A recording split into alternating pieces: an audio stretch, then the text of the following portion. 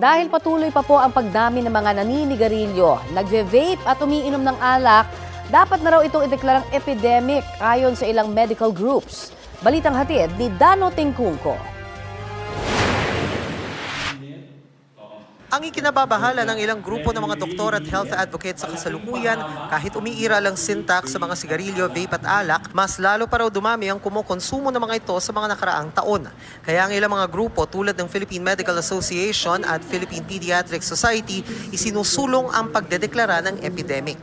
The government to implement more laws, possibly raise taxes on these harmful products.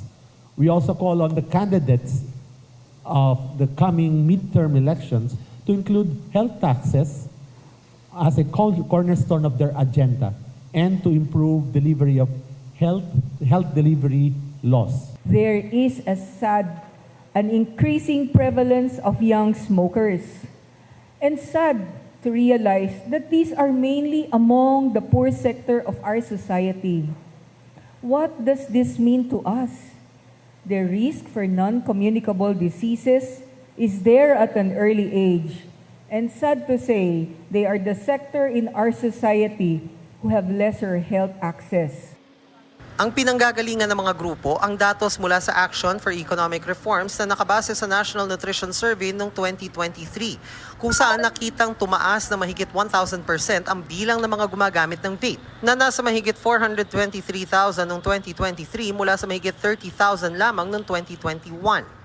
Ganito rin daw kalaki ang talon sa bilang ng mga naninigarilyo, mula sa kalahating milyon ng 2021 sa 1.6 million mahigit noong 2023.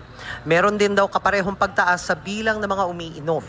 Panawagan ng grupo sa gobyerno, higpitan pa mga probisyon at pagpapatupad sa mga batas na naipasa na tulad ng vape law at sin tax law.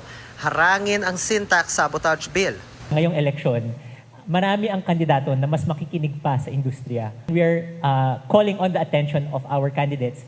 I-prioritize po natin ang health ng taong bayan. I-prioritize natin ang health ng mga Pilipino. Sa ating mga kandidato ngayong 2025, ang hamon namin ay malinaw. Maninindigan ba kayo para sa kalusugan ng publiko? Dano Tingkungko, nagbabalita para sa GMA Integrated News.